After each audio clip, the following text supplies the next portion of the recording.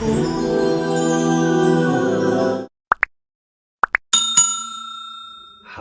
نمیبریم. برادرای عزیز، یکی از دانشمندای خیلی که الحالا زنده هستند، بسیار داعی و بسیار واعظی مشهور در روی عالم، در کتابش میفرماید که 4 چیز بیهوده، 4 چیز بیهوده. در رفتی صحبت میفهمیم. یکی از اون چیزهایی که بیهوده است میگه علمی که در او عمل نباشه، این علم بیهوده. برادرای عزیز، من اگر حاضر به مبالغه میتونم 5 ساعت درباره فضیلت علم گپ زنم. علم بسیار فضیلتش بلنده، بی نهایت. آنقدر بلنده که حتی قرآن بینید، اعوذ بالله من الشیطان الرجیم، ولقد آتینا داوود و سلیمان علما و قالا الحمد لله الذی فضلنا علی کثیر من عباده المؤمنین. حضرت سلیمان با حضرت داوود الله گفت ما علم دادیم و آنها گفتند که ما به سبب علم نظر به همه بندگان روی زمین برتریم. یعنی از روی علم داشتن ما برتری داریم. حقیقتا برتری هست. الله مهربان در قرآن الذین اوتوا العلم درجات میگه. ما کسی را علم دادیم، او را مقام دادیم، او را درجه دادیم. ببینید هر کدام همین برادر عزیز دلالت به فضیلت علم میکنه. از این لحاظ با این قدر حتی ما در حدیث ها که امام غزالی در کتابش میارد میگه لموت قبیله ایسر من الموت العالم، لموت العالم ایسر من الموت القبیله. اگر یک قبیله شاید 200 خواجگی 300 خواجگی اگر از بینم روند، این بخیر است از آنی که یک عالم از بین میره. پیامبر ما گفتن که یوزن یوم القیامه مداد العلماء بدم الشهدا. وزن خون شهید در روز قیامت پیامبر ما میگه برابر وزن قلم عالمه. ببینید همین قدر درجه را الله مهربان به عالم داده است و یکی زمانی که به علمش عمل نکرد، این عزیز خدا میگه علم تو بیهوده. یعنی تو هیچ وقت از این لحاظ این بیهوده می شود وقتی ما در این عمل نکردیم. از من بگوی عالم تفسیرگوی را در علم اگر عمل نکنی نادان مفسری. شاعر میگه مفسر قرآن وقتی در علمش عمل نکرد، من میگمش یک مفسر نادان، زیرا که عمل او برای تو مهمتر. برادرای عزیز، علمی که عمل نداشته است چی بوده است؟ بیهوده بوده. 2 تقوایی که در ظاهر باشد و در باطن نباشد بیهوده. ببینید در ظاهر ما تقوا داریم، در ظاهر ما آراسته‌ای به تقواییم، لیکن در باطن همون ظاهری ما را باطنی ما تصدیق نمیکنه. خیلی که الله رحمت کنه صوفی علیه را میگفت دست در صبح زبان در یاد، دل در انجام دنیوی فریاد. دستم در تسبیح الله اکبر الله اکبر، لیکن درون یه الله اکبر را تصدیق نکرده. در درون فریاد دنیاست. ببین در درون محبت ای ذکر الله نیست. ببینید ظاهرا میگه ظاهرا خود حرقه پوشی ها، باطنا خود مکر و فریبی ها. در ظاهرت میگه حرقه پوشی، در ظاهرت میبینند را لذت میبره انسان که چهل آراسته به تقوای، چهل آراسته به سنت های، لیکن درون مکر و فریب داره.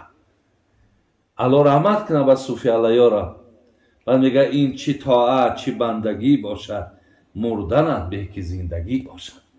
اگر با همین شکل تو مقصد خواهی که دنیا را سپری کنی، من بر این عالم کلام به تو میگم مردنت بهتر. بله برادرای عزیز، از این سخنان عزیزای خدا ما را باید سخت نرسد. ببینید سخت نرسد. اینها ما را معالجه میکنن، اینها ما را تبابت میکنن، اینها میخواهند که ما مثال این گونه نباشیم. دویم تقوایی که در ظاهر هست در باطن نیست، میگه تقوای تو بیهوده. اگر چند که آیات ها را بین، ان الله مع المتقین، خدا میگه من همراه متقیایم. ان الله یحب المتقین، الله میگه متقی را دوست میدارم. ان الله یحب المتقین، الله میگه متقی را دوست میدارم، همراهش هستم. شما ببینید برای آدمای متقی چی میکنم؟ رزقش میتون از جایی که در گمانش نیست. برای متقی هیچ کارش گره بستگی نیست، همه گره هاشو میکشم.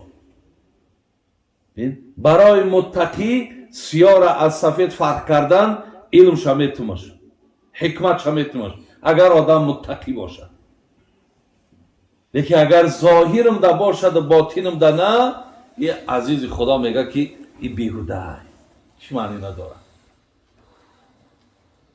ببینیم برادر عزیز، سیم چیزی را که برای ما این عزیز خدا اشاره کرد، گفته است که عمری که در او عبادت نباشه همین عمر بیهوده. 60 سال حیات دیدم، 70 سال حیات دیدم، لیکن افسوس که عمر همین خیلی خوردم و خواب کردم و با همین گذشت رفت.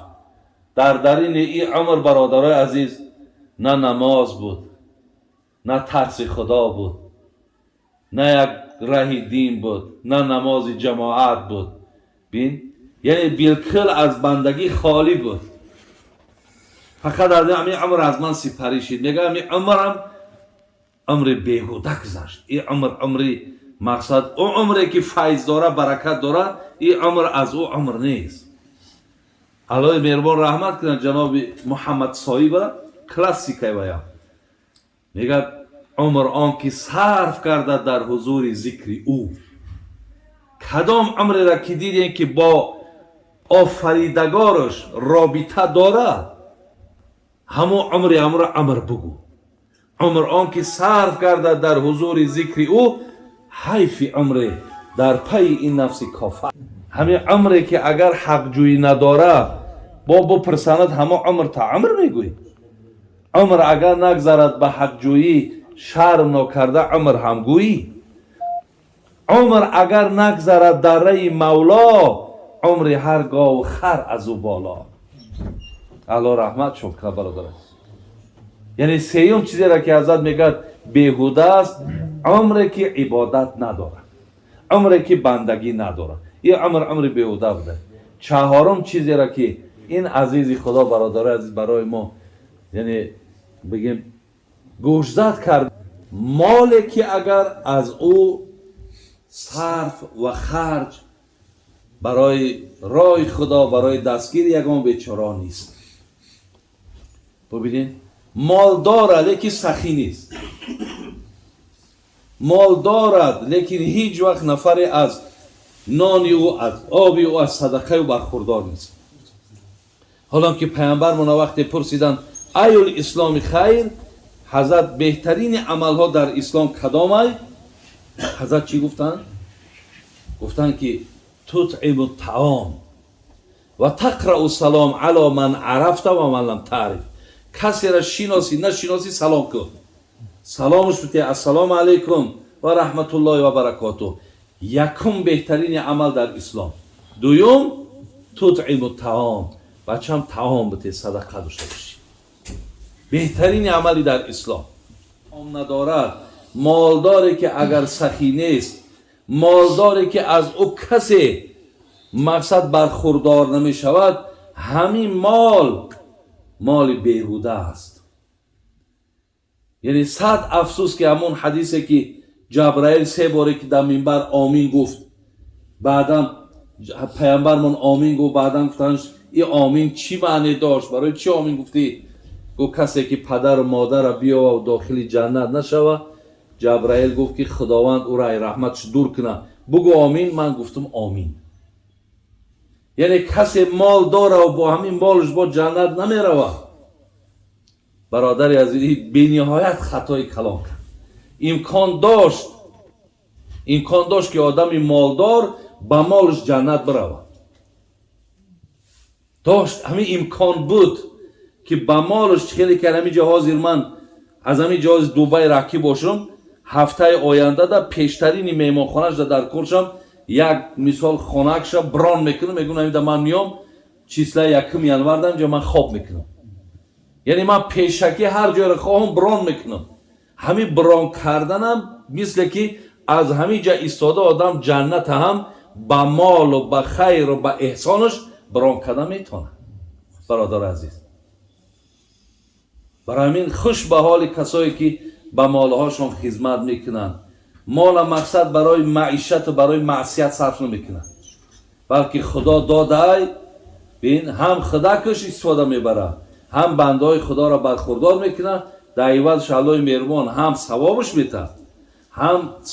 میته، هم مالش برقرار میکنه، هم گناهش میبخشه. در عوض همون مالی را که انسان صرف میکنه.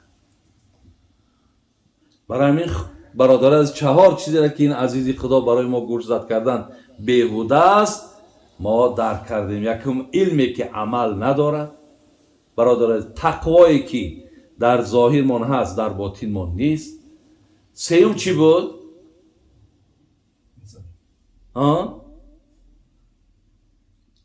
سیوم عمر. برادر عزیز، عمری که در او عبادت نیست. 4م مالی که از او هم خیر و احسان نداره. اینها گفتم بیهوده. الله مهربان دعا کنیم که خداوند توفیق عمل کردن بر آن چیز شنیدیم ما و شما را نصیب کنه. ربنا فاغفر لنا ذنوبنا و کفر عنا سیئاتنا و توفنا مع الابرار. آمین.